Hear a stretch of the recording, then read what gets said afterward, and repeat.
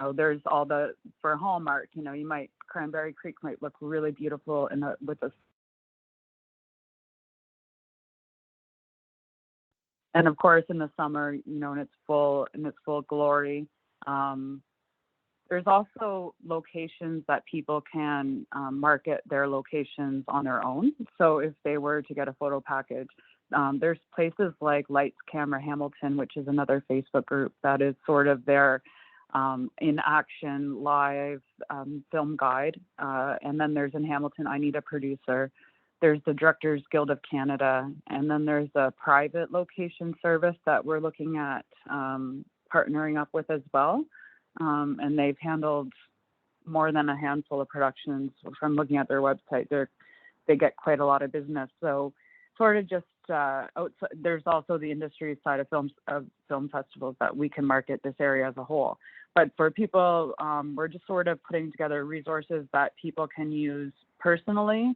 And then collectively, we will also be looking at servicing the community as a whole. So this information package should be all encompassing, but really where any new information will come out will be on the Film Norfolk Facebook group page. So if you are interested in participating, please do follow us there. If you are, we'll be able to find you if you do include yourself on the Ontario Film Commission directory and resources. But if for any reason, if you try to, they do vet everything. So if you get turned away, please do contact us because we will also keep a copy of all the information that we get, and anything that doesn't make it onto the Ontario Film Commission, we would still like to have a copy of it. So Awesome. we will eventually be looking also for extras and things like that that necessarily won't go on their website, but we certainly would like to have that resource available to people coming in.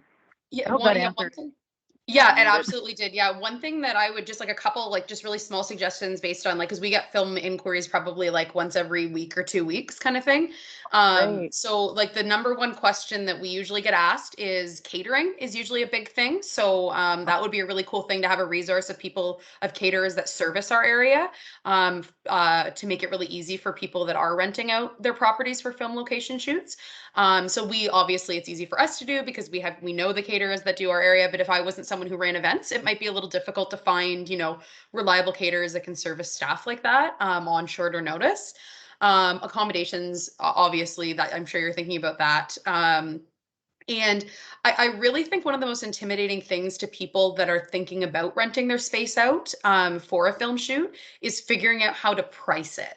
So like I know that was probably one of my biggest like hurdles at the start. So I don't know if you have any plans on, giving people ideas on that kind of thing, what it goes for, as well as like outlining the risks because we've had quite a bit of damage before from film shoots on our site, and they did rectify it, but we had kept a deposit, so it would have been a lot more difficult to deal with if we didn't have a deposit.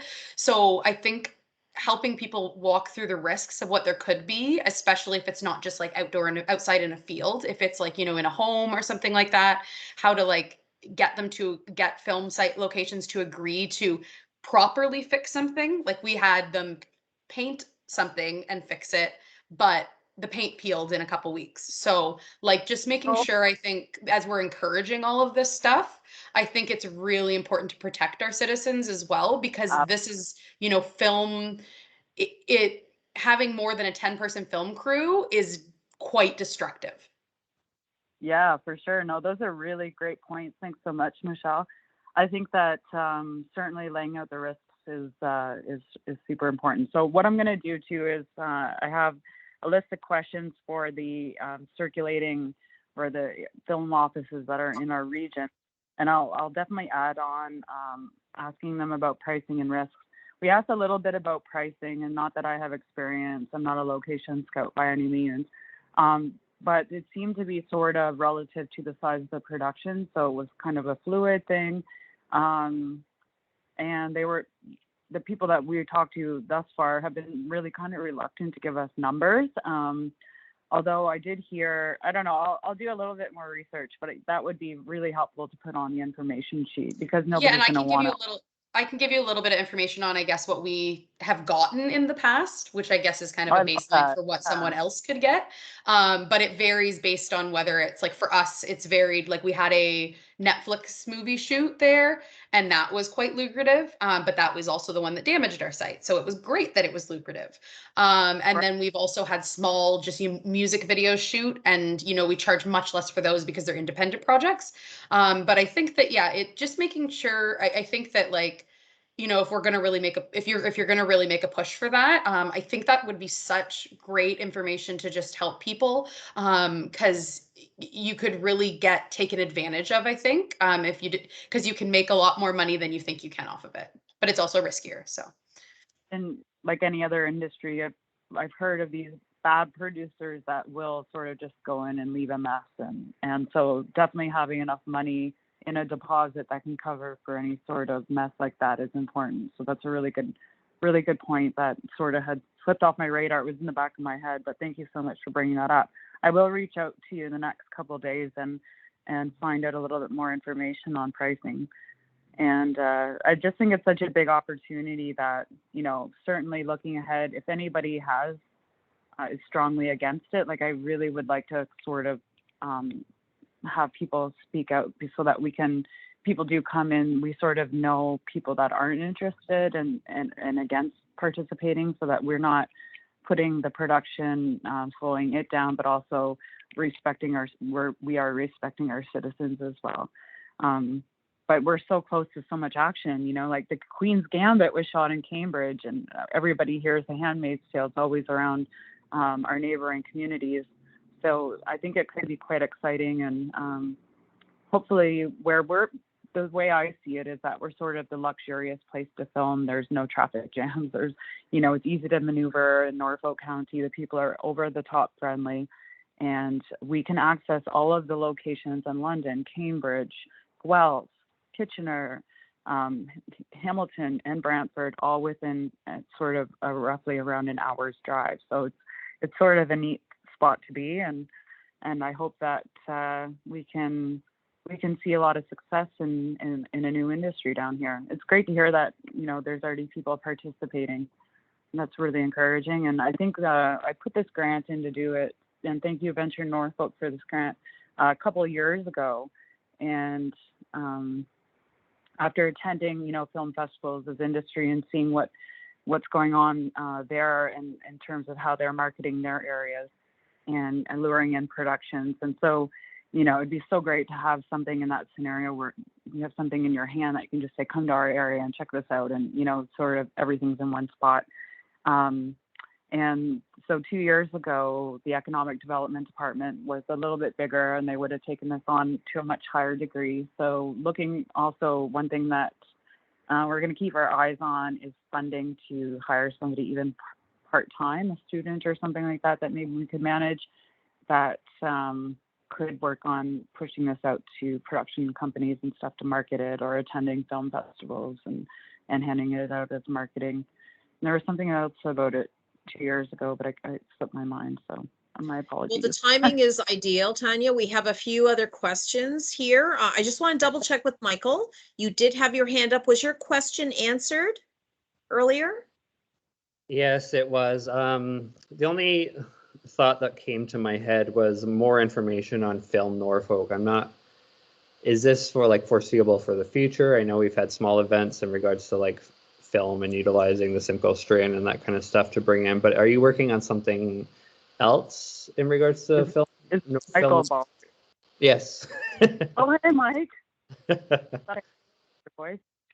Well, so what we're doing is we are making sort of a directory. So it's a resource guide. So our main initiative right off the hop, step one, is looking at sort of the base resources that would be initially needed, like a large parking area, pop-up office space, warehousing, portable toilets, like in each of the 5 communities, so Port Rowan, Dover, Delhi, Waterford, and Simcoe. And so getting all of those base supply of resources onto the Ontario Film Commission's directory. And sort of the way that works now is that there's drop-down menus. So if you click on Simcoe, you'll see all the resources that are in Simcoe. So we want, when that happens, it to be full. So they know if they come here to any one of our communities, we can source what they need and then load up the locations library. We'll be bringing their locations people down here for tours to get them familiarized with the area. There's also for locations, so back to Michelle's question, one thing that we can do that once we have a group of people that are interested in listing their private location, we can have a day sort of planned, or even an hour or two, where the locations people can come down and speak to what's going on, or sorry, to how, you know, how it works in the industry and things like that. Also, Lori Bowman, our girl that we've hired, she was a locations person too, so she should be able to go much more further in depth than I am. But basically, Michael, the idea is that once we pool our locations and resources together, it's really easy, or it will be a lot easier and fix our film policy. It'll be a lot easier for a film production to come down here and in a timely fashion, very efficiently, and complete their job. One of the benefits that we can market to is if there's a film production that happens outside of the Greater Toronto area, that production, as long as they have a certain amount of Canadian talent on it, they can apply for an additional amount of tax credits. So they'll get back a lot of their production money. So that's something that's very attractive about filming in this area. So sort of, we want to market it to production companies.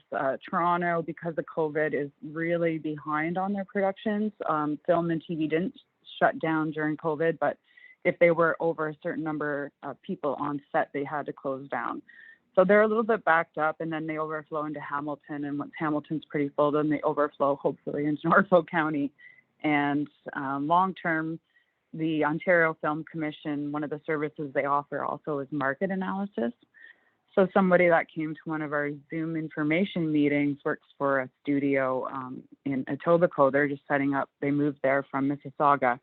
But, you know, potentially long term, you know, is it viable to have a studio built in this area? Is it viable to have maybe a film school developed in this area? And those sort of things, looking at it as a district that can be pillars in Norfolk County to establish a stronghold in the film industry.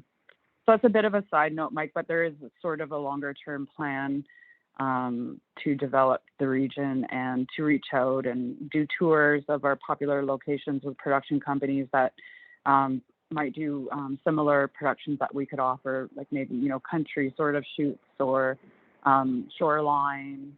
The botanical gardens is amazing. We have so many incredible spaces down here. So really leveraging those, what makes us unique, and then trying to match up with the productions that are in the right budget and driving space. Was that helpful, Michael? I know we have Cindy as well waiting in the wings with a question. That's perfect. Yeah, I just didn't fully understand like film Concept. as a whole, but yeah, that's a great concept. Yeah. Cindy? Hi there. When I was with the county a few years ago, George Romero came because we had a barge in the port of Port Dover, and one of the zombie movies was filmed in Port Dover already. So I think part of all of this, which, because this totally excites me, man, I think this is so cool, but I do think it is important to have excellent communication, one, to the residents of the area who say no to a lot of things, and also to the businesses who want to see what's in it for them, or are they going to be disrupted, and that kind of stuff. You know, the spin on that is the economic boom that this brings is incredible, because they do have accommodations. They do, like Michelle said, have the catering, and extras get hired. And so, I mean, the spin-off from this is huge, not to mention then people then come to visit because they know such and such was filmed there. There's actually trips for that in other countries on where things are filmed. So I think maybe communications on, once we get it down this road a lot more, is very important, so that we get everybody on board. Yeah, I can agree more. Well said. Yeah. And maybe if we can at this point maybe return to your mention of how you are now working with Chris Garwood on examining the current policy in place and identifying some of the, maybe if there is additional protocols, if how this is addressing current permissions regarding bylaw and zoning. And when we look at our mandate of this committee, I feel this is something that myself, I would have interest in getting behind, and having some talent from this committee examine that. Absolutely. So yeah, the film policy we have now is amazing, and there's, you know, it's certainly doable to come here and shoot. I had to get one for the project that we worked on, and other friends of mine have got them and had no big issues with them. But what we wanted to do was to sort of attract business and be one of the easiest and cheapest places to come. So not that that puts our value down at all, but you know, it certainly can maybe be that one thing that puts us to be more attractive. And so working with local filmmaker Ryan Boyko, who works with these large productions across Canada. He's got a studio around the corner for me in downtown Simcoe, which is kind of exciting. I'm excited to meet him. But he has gone over our policy sort of with his experience on what he's came across Canada. Now, that being Canada, all those rules may not be like available to be on our policy in Ontario. So that's sort of where we're leaning on Justin Cutler, the Ontario Film Commissioner. So I'm just waiting now for him to sort of return with his suggestions, and if Ryan was any of the provincial things didn't work that Ryan had wrote, he'll kind of give us the light on that. But having it actually written out properly, as in like legal terms or policy terms, I certainly wouldn't mind if there was anyone interested in helping with that. And then I believe the process is from there to take it to council to make suggestions. So those two steps, if there's anybody from your board, like, we certainly wouldn't turn any help away. Is that enough said about it, Wanda, or would you? Yeah, I'm happy to volunteer, and we have Jerry with a question, and maybe Chris Garwood could also comment on that process that is underway. Jerry, you have a question, and Cindy, you still have your hand up. Was your question answered? Okay, yes. Jerry. Yeah, sorry. Jerry, and then Chris. Yeah, Tanya, if you need help, I don't have any expertise in policy creation. Rolling it out, yes, but policy creation, no. I would be interested in two aspects of that: just being involved, and number two is learning how to. So if that's helpful to you, please put me down. Chris can write my name down or whatever. Thanks, Jerry. So you have two. You have Jerry and myself, who would be willing to volunteer some time to work with you and Chris. I'm not sure if there's anyone else. Chris, maybe can you share a little bit about this process you're involved in? You're leading Tanya through. No, I should give Tanya the credit, because she's the one that's looking at trying to simplify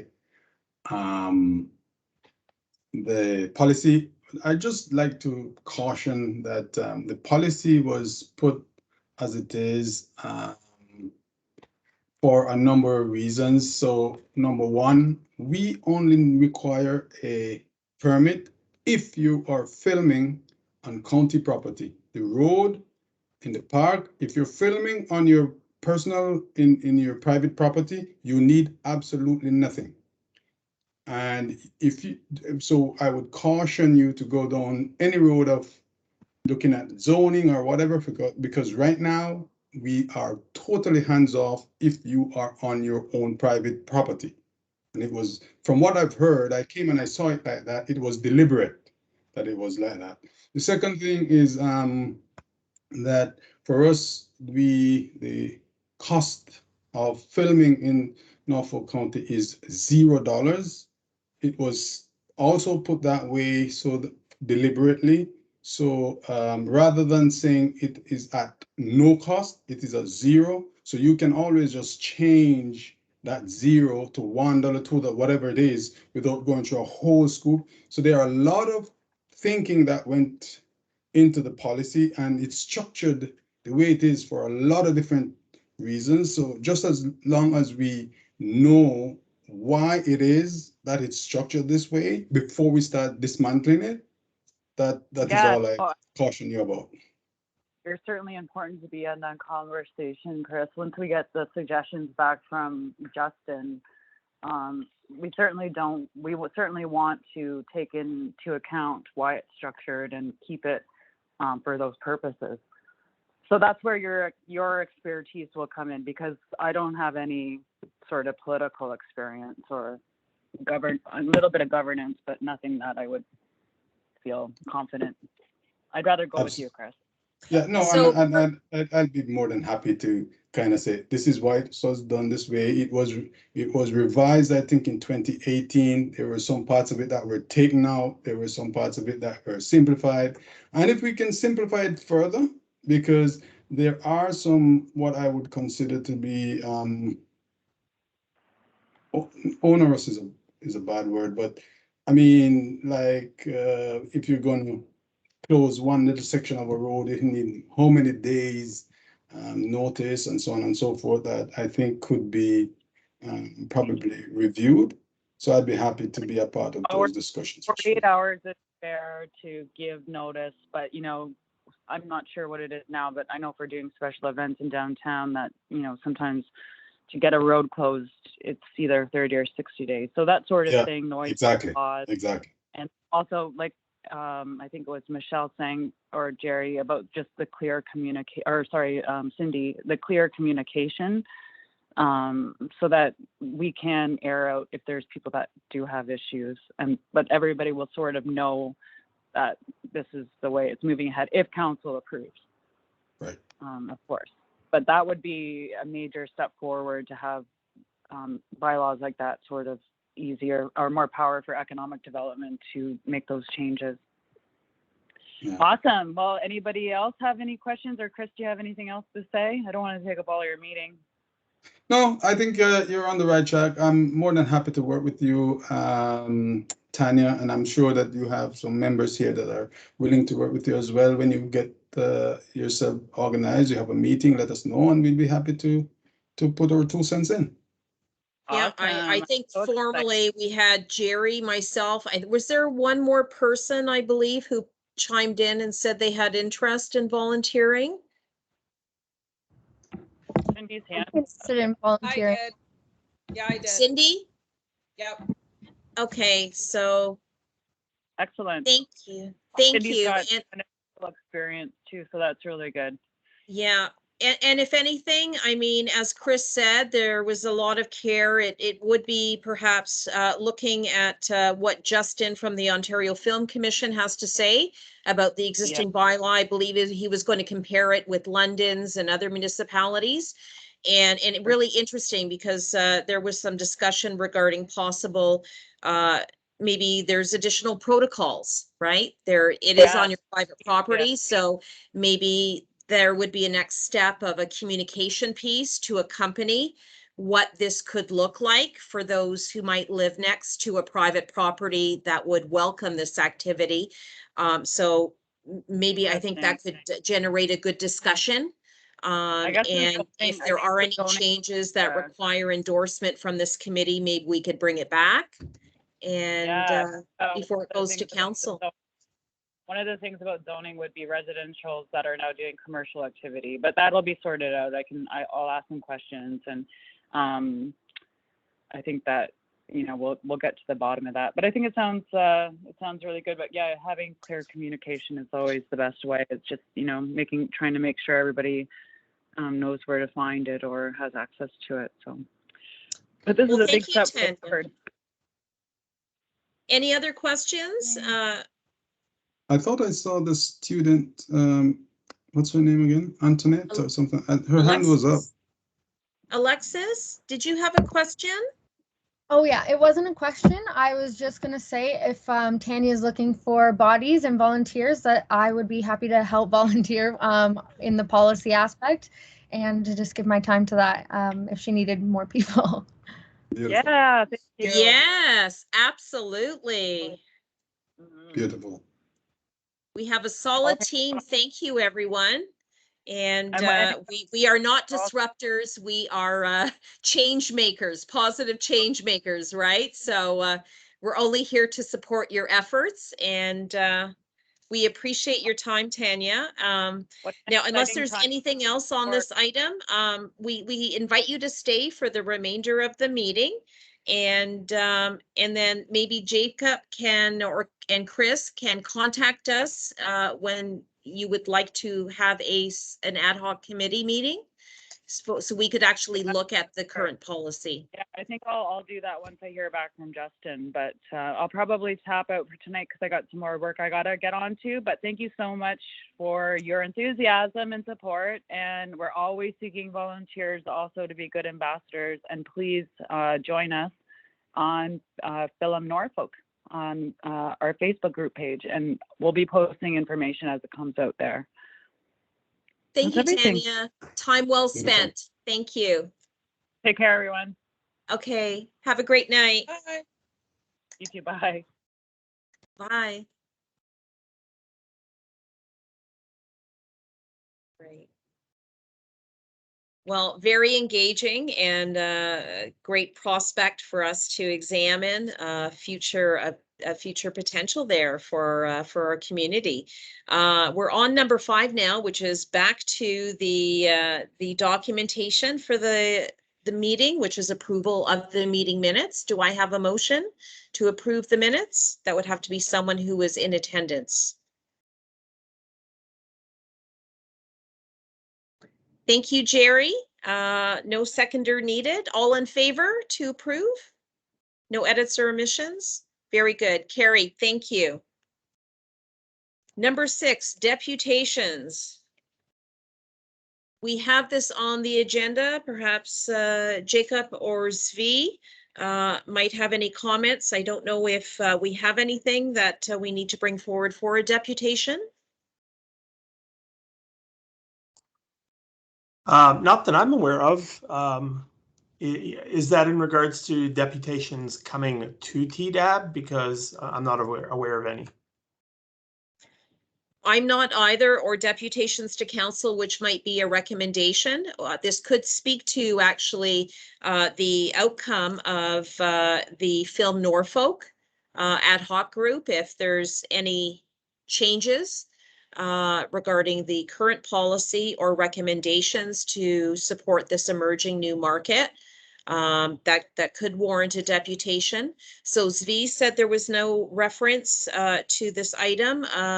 Jacob, do you have any comment on this item? Is there anything we need to look at? Nope, nothing from my end. Okay, very good. We'll move this forward to number 7, which is communications. And item A is the TEDAB skills assessment. And I'd like to turn the floor over to Jerry O'Connell, who has worked tirelessly on a presentation. He has a presentation regarding our summary of our skills assessment on this committee. And Jacob, are we on a shared screen? Jerry would have to share his if he has a presentation. Okay. So Jerry, we're going to turn the floor over to you and give you a couple of moments to share your presentation. Okay, is my screen sharing at all? No. I have not done this on an iPad. I've touched share screen, Microsoft Teams, and start broadcast. Oh, 3, 2, 1. Oh, okay, here we go. Okay. So our skills overview. Perfect. Is it sharing now? Yes. Okay, great. Our skills overview is actually quite it shows that we're doing quite well. We have a good gender representation, even though this looks like maybe not. But when we add the amount of paid staff and our counselor representation, I think we're about 5 more men on there. If you can, I'm not exactly sure of that number. So we're 7 or 8 men, so to 9 women, which is fabulous. We have great representation both ways. Our ward, lived versus worked. We are underrepresented in Ward 1, which is actually kind of odd because it is quite vast, and it also includes our as a biosphere, Long Point, which they have a great deal of should have a great deal of need to be on this board because of the amount of tourism down there. Across the board, there's a great representation. There are 2 members that represent the whole county. I placed those in number 5 because that is the hub of probably the hub of their activity.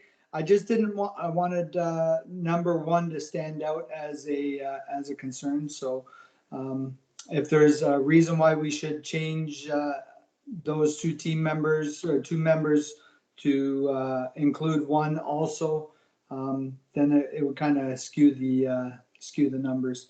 One concern is that there were multiple maps online. That's where I got my information from, and I did email Wanda and ask for a map that she used, and it changed mine from 6 to 5. So I basically work from home, and I'm in the Simcoe area. So if there's anybody who has a change required, and I've got a map on the next page, if you have a change required, please email me or email Jacob, and we can update that information. So here's our maps, and we've also Jacob sent out that map.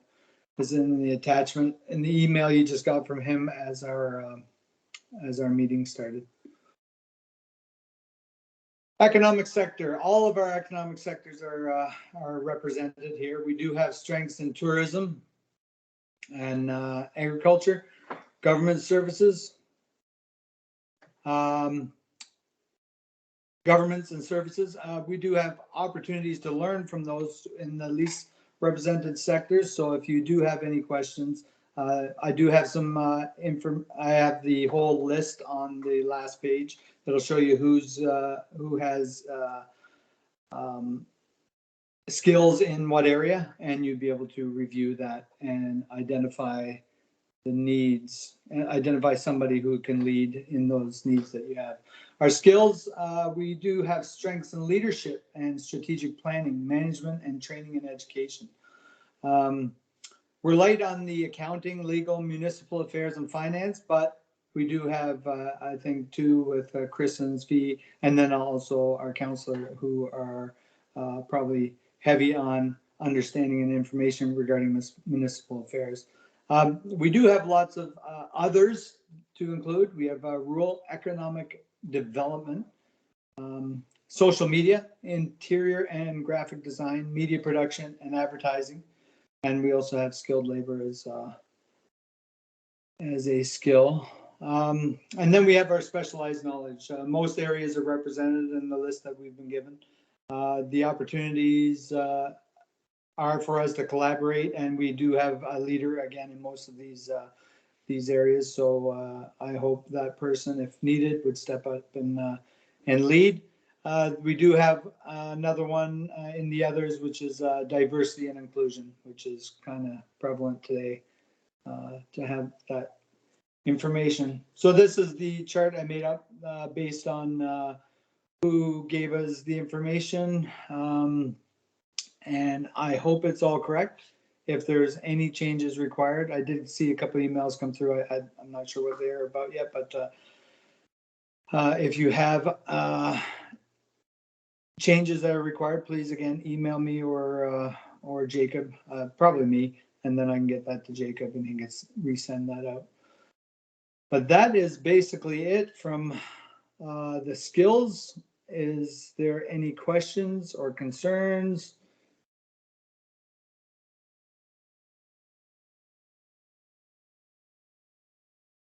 Did that all come through? It did. Do we have any questions that?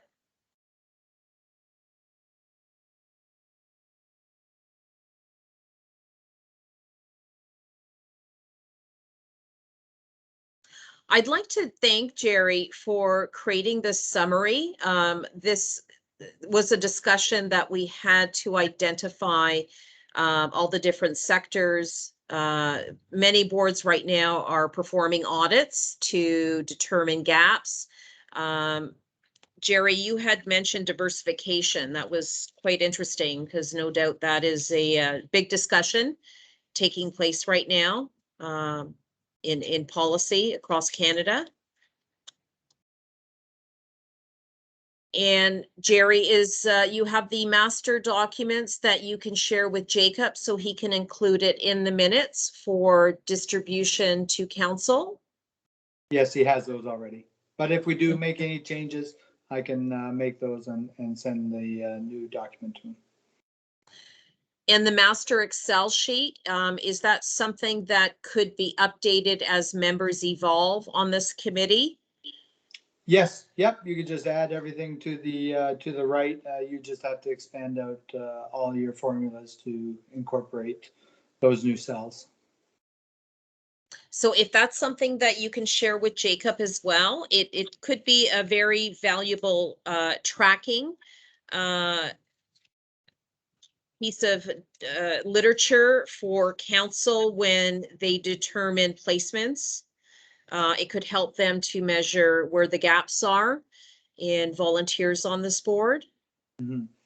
I think it showed very clearly that our Ward 1, which include the Long Point and Port Rowan, is poorly represented, and they should really have a seat at the table. I mean, we shouldn't be totally responsible for giving them the information that they may not the information about approving stuff that they may not want or need, or maybe they have different understandings down there.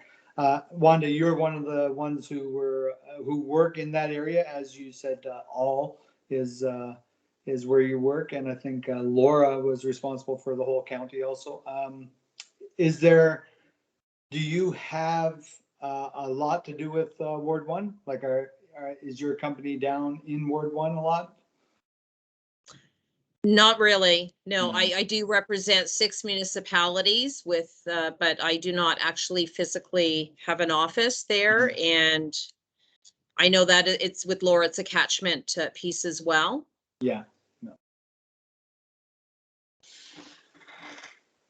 Cindy has a question.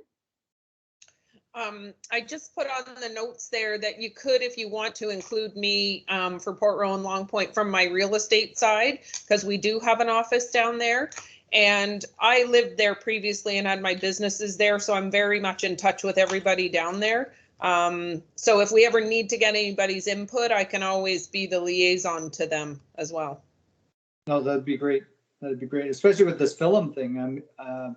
Film Norfolk would be fabulous for them down there, especially. I'm still on their chamber and everything too, so. Oh, okay. I'll add that. Well, Thank you. and I have a question back to this committee. I mean, I'm not sure when they're looking for volunteers, if they're inundated, if council's inundated with applications, what is the impact of wards? Is there a bigger discussion around wards where each volunteer lives and representation?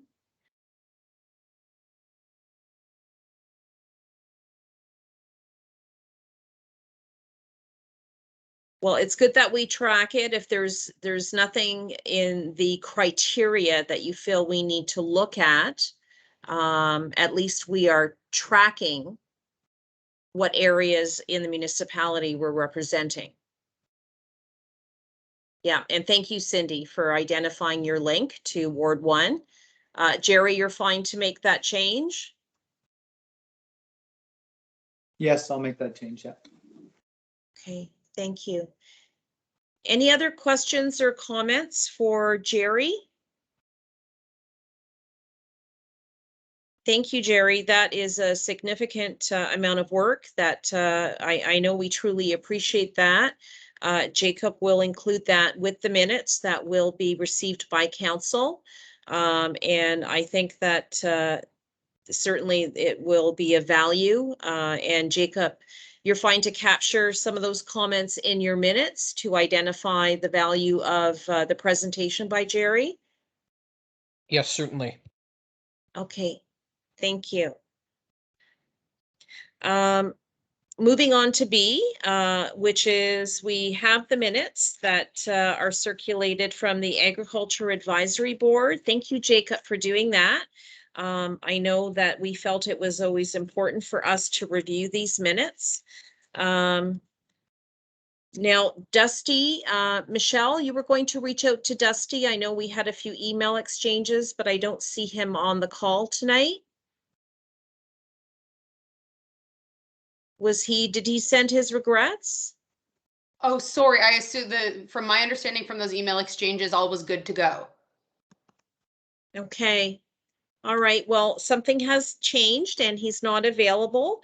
I don't know if anyone here can speak to the Agriculture Advisory Board minutes and any updates they feel they would like to share with TEDAB.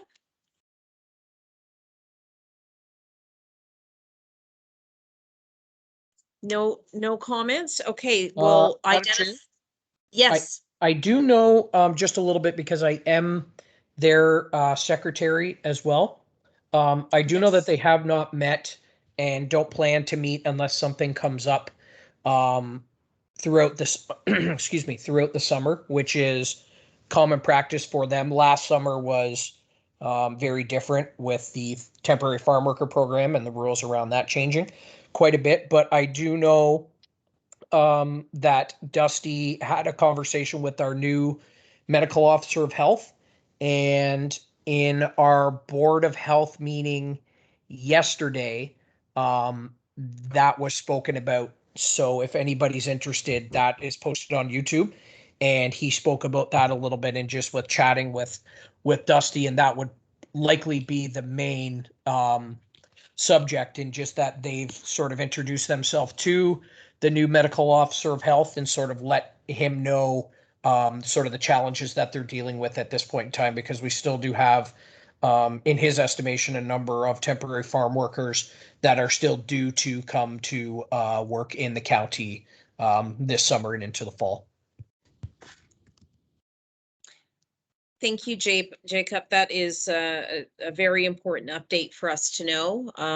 And I realize it's harvest time and it has been a challenge. Svi? Hi. So I'm on I participate in the AAB as well. If you'd like, I can provide a very quick overview of the minutes that Jacob attached. Sure. So at the last Ag Advisory Board meeting, there was a presentation from Mike Penner. It was in regards to the proposed tree bylaw. The bylaw that the county had put forward as a draft. There was quite a bit of back and forth with Ag Advisory members. And then there was a presentation by Mike Penner, who is a business owner in the lumber industry. So there was some discussion about the impacts of the bylaw and getting more comments to our staff in forestry to make sure that all of those considerations are part of the new bylaw, and any concerns that they wanted to raise would be captured.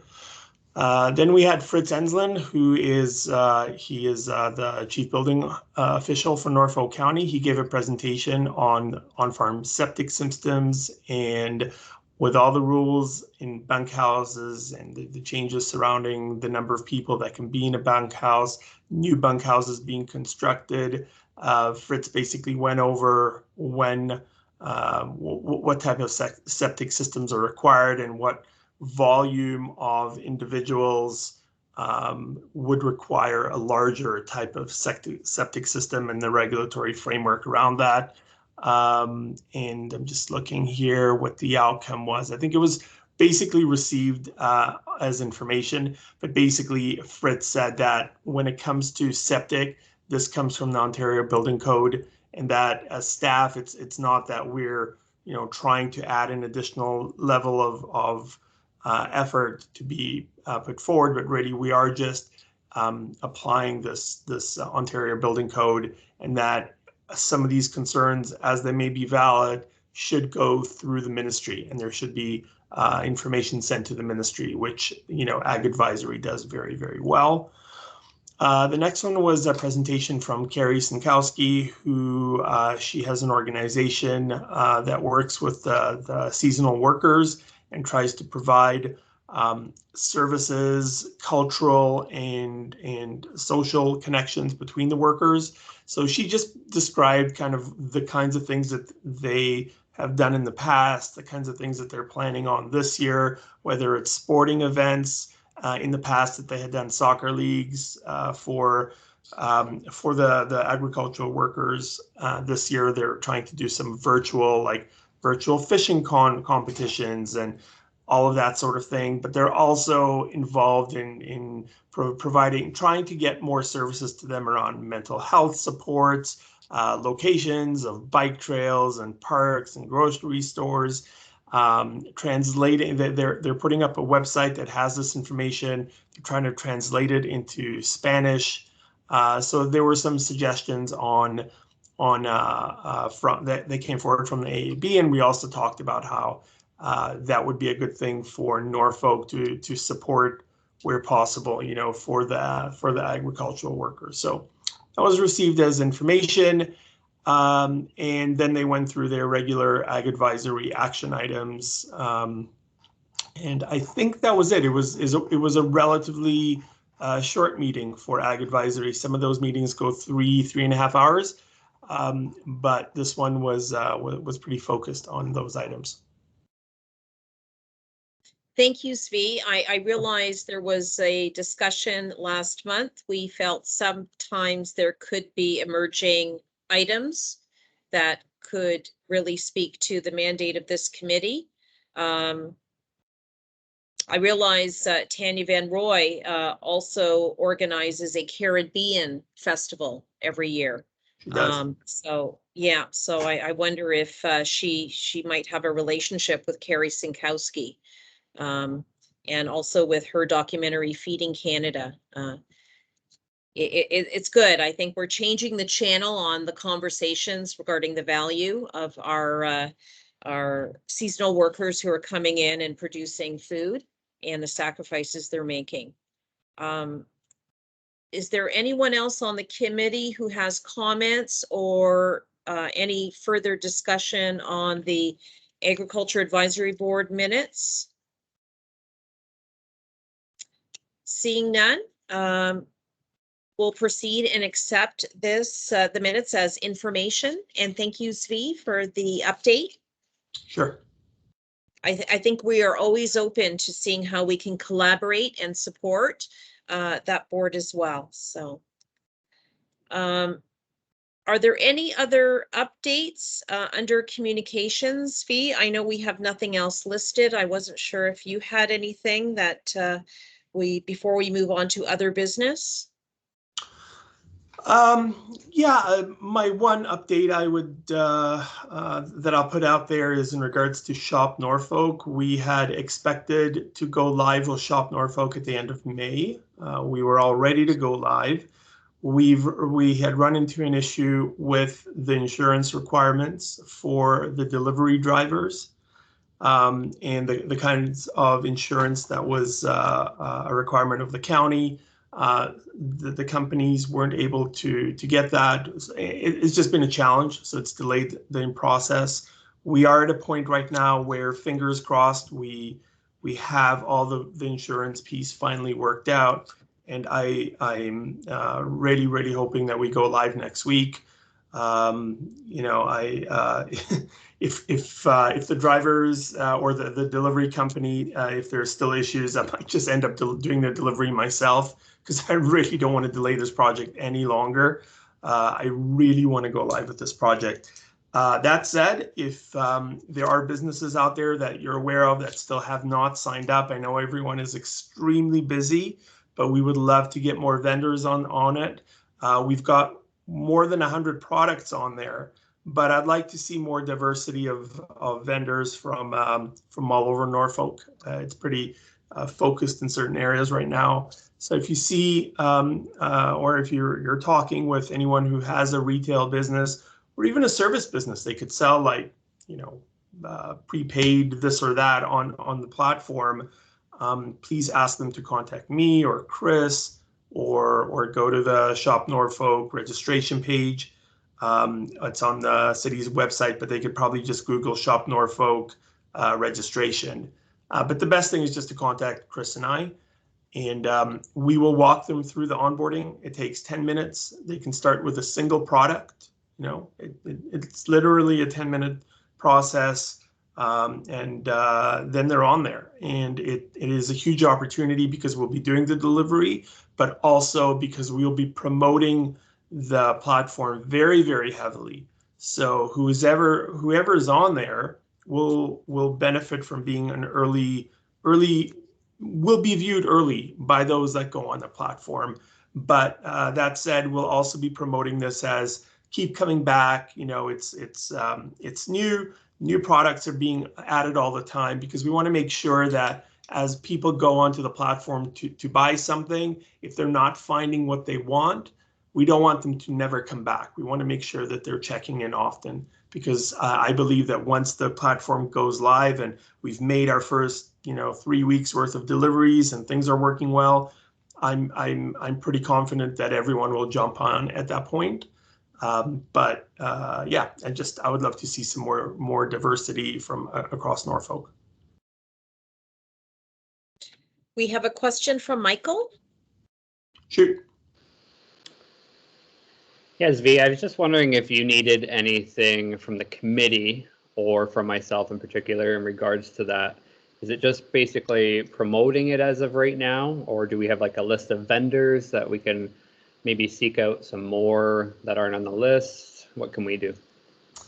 It's an excellent question. We have done a lot of promotion through social, print, and radio, attracting the vendors.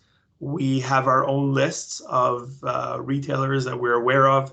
We've got someone on our team, Colin, who was basically calling them one by one. A lot of people are very interested. They've created a profile, but they haven't added that product yet. So they've taken 80% of the way there, but they haven't actually taken that last 20%. So that means they can't go live with it. And but how the committee can help at this point, I think we're definitely at the end of what we can do before go live next week. Once we've gone live, there might be an opportunity. I mean, we can certainly start thinking about, hey, here's a great vendor that, if they were on this, it would make a tremendous difference for the platform. And then maybe somebody from TEDAB has a relationship with that individual and might be able to connect with them. So we can keep that in mind and look at what options exist going forward. Right now, it's just I don't want to annoy any vendor at this point where we've made multiple calls and multiple efforts to say, hey, just take that last step, and then doing that extra bit might just have the opposite effect.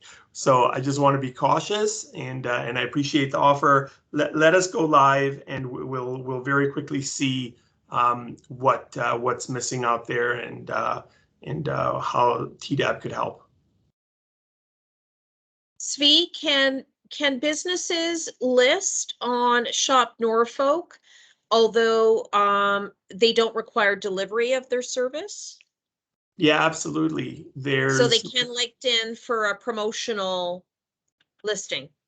Yeah, there's different options. There's when somebody's setting up each product, they have options for how the product gets to the customer. It can either be curbside pickup, it can be delivery, it can be in-store pickup, and if need be, we can add a category that's called digital delivery. So say somebody wants to buy, some kind of digital piece of artwork or, or a service. we can add that as an option, and then the transaction happens through Shop Norfolk, and the vendor will then send that person digitally the product or the coupon or the gift card, whatever it is. Okay, thank you. That's very helpful. Yep. Any other questions for Zvi on Shop Norfolk?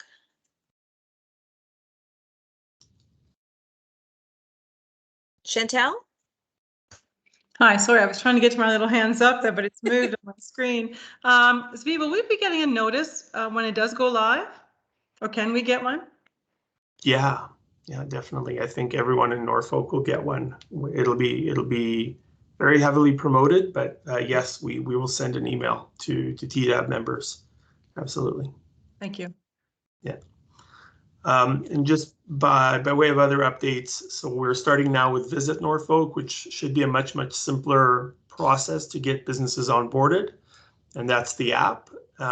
So that's happening right now. We've started that process, and also we expect next week to be live with our 3 new grant programs: one for agriculture, one for downtowns, and one for arts and culture.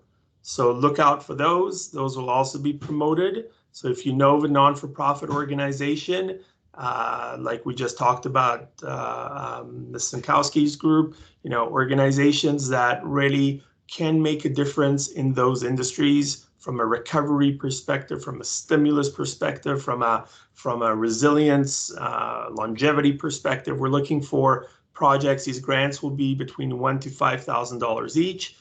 If there are projects that require more than 5,000, we'll take it back up to the task force, and they can decide whether to make an exception. But really, we're looking for projects like for downtowns, it might be, buy a whole bunch of, patio heaters, and then let restaurants use those for free throughout the season, year after year. It has continuity. Or street furniture. For agriculture, it could be, a new website for a farmer's market, or a better calendar for seasonality, or, training for farmers that would like to get into retail stores with value add products. Any of those things are all viable under this grant program. For arts and culture, it can be really anything. It could be a new festival. It can be things that would get local artists more exposure nationally or even regionally, training for artists. Somebody mentioned services for artists. Artists often need legal services, to get into contracts and royalties, and they don't really have that knowledge or even the ability to get into those services. There could be a non-for-profit that says, we will provide a lawyer to artists and use a grant to get a service like that off the ground. So lots and lots of ideas, lots of options that non-for-profits, they're good at coming up with these kinds of things. So that's something to look for next week. Jerry has a question. Yes, I'm just online on my phone here, and I see that there's a YouTube video that shows you exactly what you have to do. So maybe that's something we should be promoting to send out to our friends who are retail people or service type people. It seems or to be Shop Norfolk. Yeah, we've created 3. That's right. Thank you for mentioning that. We've created 3 videos. One, how to create an account in Shop Norfolk. One, how to add a product, and how to set up the delivery. And the third one, I forget what the third one was. Maybe Chris remembers. But there's, I think it's the dashboard, how to manage the dashboard. So yeah, we absolutely, those videos are available, can be promoted.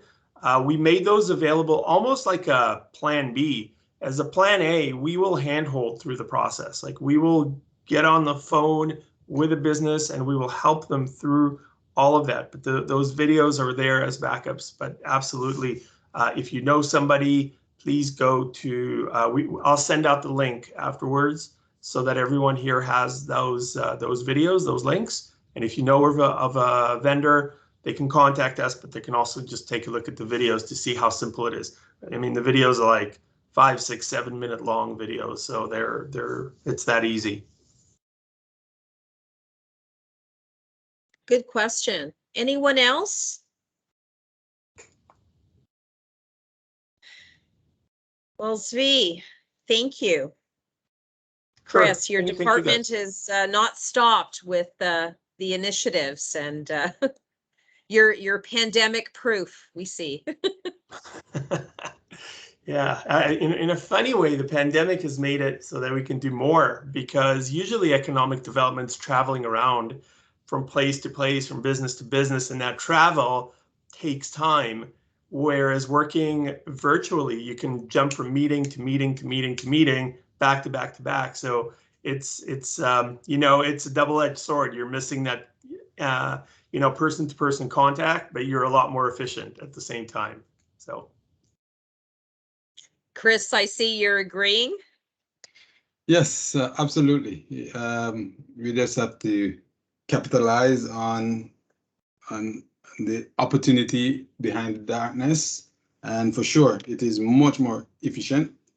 Even though, as we said, we're really missing that personal touch, finding out what the challenges are for our businesses, and bringing some solutions to them. So I'm itching to get back on the road as well, for sure. Yeah, and I'm sure there are many emerging new conversations about the remote working scenario that we're probably seeing some rollout on editorial as to what it'll look like going forward, and how the economy will change. And thank you for that. I think that you've given our business community many tools, and we truly appreciate your efforts. The only item we have under other business was a follow-up on the updating of the contact sheet. And Michelle, I don't know if there was anything circulated. I recall you mentioning something that you were going to circulate to the committee.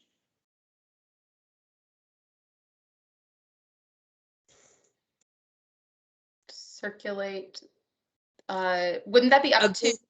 Wouldn't that be up to like? Yeah, was it Google? I think you were going to use. Oh, I definitely did not do that. So I can do that. I can do that this weekend if you'd like. Well, I know you're very busy. Yes, I definitely did It not is do that. wedding season. Perhaps Jacob. Okay, the election is over, right? Jacob, is it Yes, it possible is. maybe we can get an update on the contact sheet? If there's a way that maybe you can assist Michelle in that. Yeah, I can connect with Michelle and hopefully put something together. Or even reach out to those on the committee that haven't provided their updated contact. I know every term we would always get a contact sheet, so we knew how to connect with one another. It's just part of our starter kit with the mandate terms of reference. And that would be our last housekeeping item. And I think other than that, before we adjourn, next meeting, and Michelle, we have your hand up. Yeah, just in relation to that, is it possible for that to be something that's part of the application form that people check off and sign off, and it happens when we have our first meeting? Good suggestion.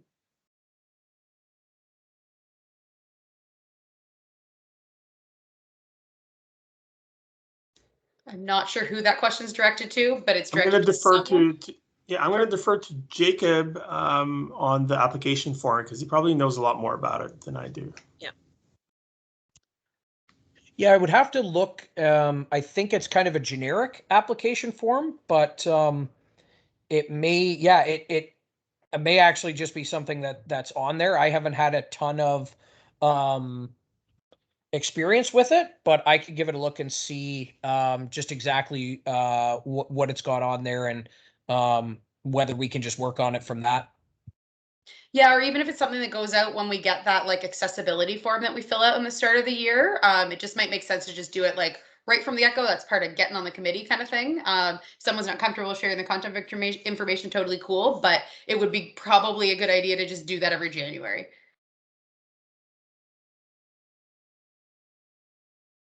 Yeah, and that's internal information for us. So especially when we are starting to get involved in breakout groups, ad hoc committees, it could be very helpful. It's always been just a basic piece of correspondence that was shared as a handout. I know that we're now circulating that electronically.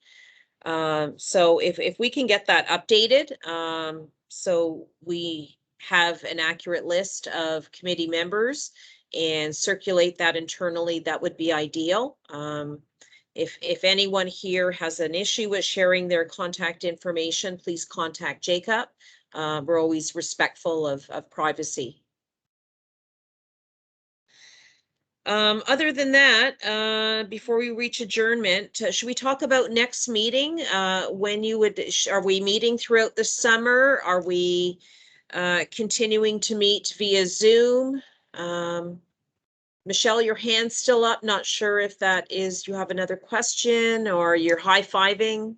That wasn't purposeful, but it would be great to Okay. get some kind of indication from the county of, you know, like at some point in the stages and reopening and stuff of when it would be a possibility to meet in person. Cause it is always, I think it is a little bit easier to discuss things, and it is like quite nice is, you know, when it's safe and when the county's allowed to. I would prefer though to wait until like people that work for the county were legally able to, obviously, or like allowed to at their jobs, instead of having some people there in person, some people not. But I'd love to get an indication once you guys know about meeting in person, if you guys know kind of how that would work around the stages. But again, maybe it'll just be something we find out when we find out.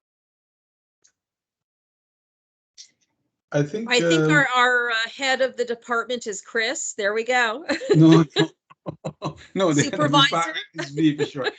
No, Okay. I think I remember that Michelle did offer to host us at Cranberry Creek, and you, Wanda, had also offered that when we were allowed, that we could also meet by the lovely gardens, so at Whistling Gardens there. So I know that I think both of those offers stand. So it's only a matter of getting finding out the new step by step what's allowed under each of those steps, and when we can meet again, because for sure I think all of us would like to, in this beautiful weather, have one of those meetings again where we just gather and enjoy the atmosphere as we do business. Okay, so you'll keep us posted on permission changes, and I know we have 13 people on our meeting tonight. We had 15 last month, so and then again, you are municipal employees, so you have a protocol that you need to follow, and right now there's no change to that, right? Right. So we'll know, even when we're meeting, what distances we still have to maintain and so on. But for sure, when we know when we can meet, we'll let you know. Okay, is everyone fine to continue meeting in July and via Zoom at this time, unless there is a stage 2 announcement and we can meet in person? And then maybe if, yeah, we'll roll it around to maybe Cranberry as an option, and then Whistling Gardens. Yeah, we're both here, so. July meeting, folks? We're all good? Okay. All right. Thank you for your time. We have adjournment now. Do we have a motion to adjourn? Anyone want to jump off? And thank you, Chantel. All in favor? We appreciate your time, everyone, and keep well. Probably see you in stage 2 next month, right? Right. Okay, good to see you Fingers all. crossed. Yeah, good to see you. And ad hoc committee, I guess we'll be connecting with Chris, and exciting opportunities ahead for our municipality. Thank you for Thank you your very time. much, Wanda. Thank you very much. Thank you, See ya. Jacob, for Bye, everything. guys. Steve, Michelle, everyone, good to see you. Bye-bye. No problem. Michael. Take care. Jerry.